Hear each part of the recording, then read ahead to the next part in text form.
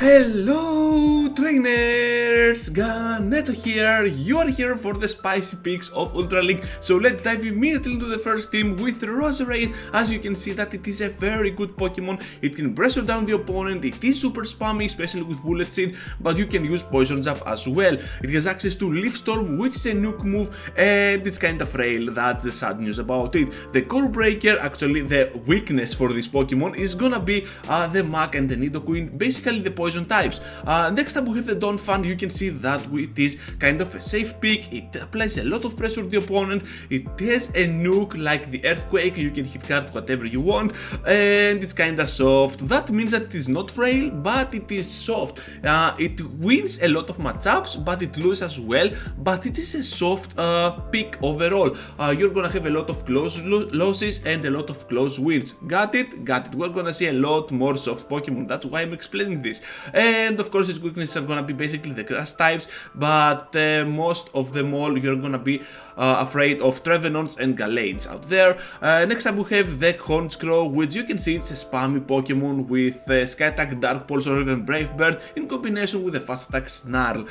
Pressure is gonna be one of the key components of this Pokemon. You can pressure down the opponent using Seals, and not only that, you're gonna do some heavy nukes with this Pokemon. It's an anti-meta one because it can destroy down the fighters, the psychics and the ghosts, but it's kinda frail, so you cannot take hits that easily. Sometimes you have to sacrifice one or even two seals to keep it alive.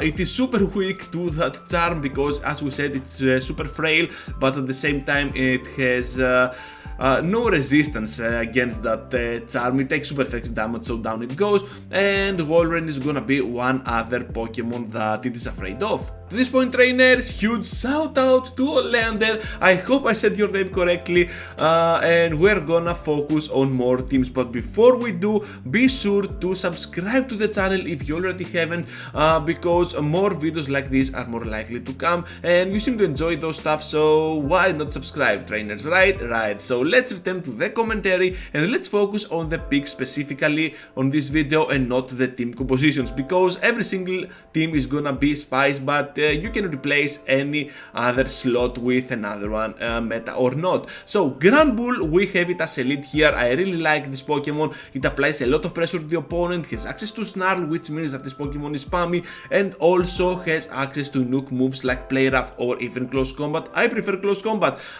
This Pokemon is too frail though, especially against the Poison Jabbers, so Nidoqueen is gonna be a weakness for this one, and other Charmers as well, because it has nothing to throw at them other than the Play Rough, and it is still not enough, trainers. Sceptile is gonna be our second choice for the spicy team for the second part. Wow, too many second things.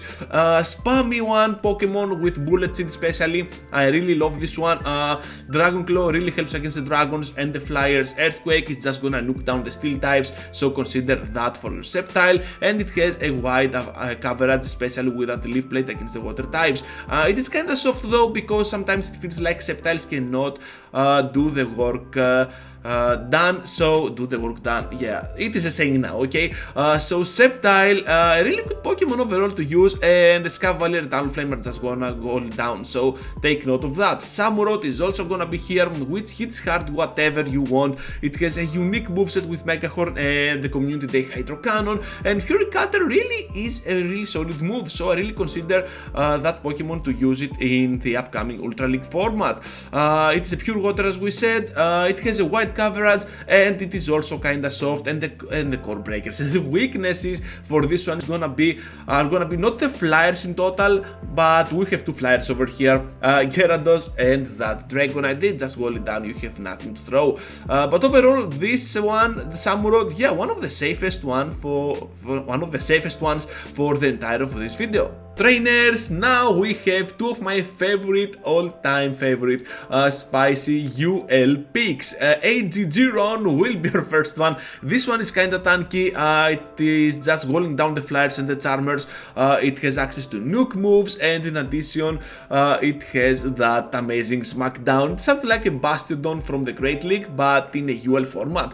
It lacks coverage, of course, because otherwise that thing could be unbeatable, but besides that, you can go pretty well against the charmers Charmers and the Flyers. Swampbirds, Stunfisks, or even those fighters that are gonna be there will just wall down that aggron, so you're gonna be in a very bad position, but you can turn this one with the Charmers and the Flyers if you can counter them correctly. So Nidoking will be the second one that I really like. It applies a lot of pressure, especially with the Poison Jab. It has access to a debuffing move, the Sun Tomb, but also has access to nuke moves, the Sludge Wave and that Earth Power, which is also a debuffing move if you are lucky enough. But it is too frail. Yeah, Swampert is also gonna be here as a weakness, and the Wall Rain, yeah, those two are just gonna melt down the Nidoking with ease. Serperior will just go pretty well against the water types. It is kinda tanky, it is a generalist, but it is afraid of the fire flyers like the Charizard, and of course it has access to a Leaf Tornado move, which is kinda debuffing move if you are lucky enough as well.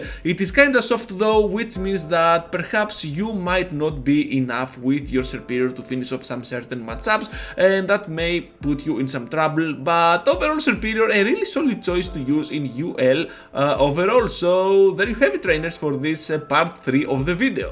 I have included Como on this video, but I don't think it is gonna be a spicy one. This one is super good, not only the Premier Classic, like most of the picks that we have talked about, but also in the Open Ultra League as well. You can use this Pokemon to apply a lot of pressure to the opponent. It has access to a nuke move for the close combat, and it has a high DPS. Dragon Claw with Dragon Tail are just gonna do a lot of damage to any neutral threat, and I don't want to mention that super effective damage to anything else. It is weak to Charmer. Straight away, you can do nothing about that, and also to the Cresselia, because just one Moonblast will just destroy it down. Blaziken is also here. Now let's return to only the Premier Classic Pokemon Spice. It has a high DPS, it applies a lot of pressure. You do not need the Community Day move at all, the Blast Burn. You can go with Blaze Kick and Brave Bird, and you can use it as a closer to close any match. It is super frail, you have to use shields to protect this one, and it is weak to Charizard and Gallade especially, but you can feint them down as a closer with a single Brave Bird if you are lucky enough or if you have played it correctly. Crustle is gonna be the anti-meta, generally safe pick, and you can see that you can use it to beat down Talonflames on the Open Ultra League or even Cresselias with those X-Scissors, but it is gonna struggle against fighters and Swampbirds. It is also a soft Pokemon, which means that sometimes it feels like it is not gonna be enough to finish off opponents, but definitely a very interesting pick to dive into.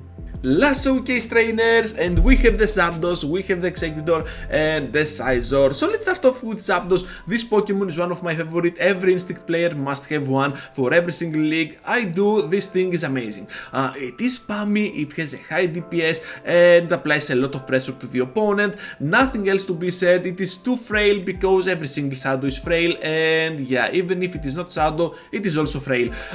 So Stunfisk and Giratina are just gonna hold it down. So with that said, let's move forward to Executor. You can see that this Pokemon is anti-meta. It really does a lot of work, especially against the fighters and everything else. Those Swampbirds are just gonna get destroyed by one Seed Bomb. It has a high DPS and applies a lot of pressure to the opponent as well.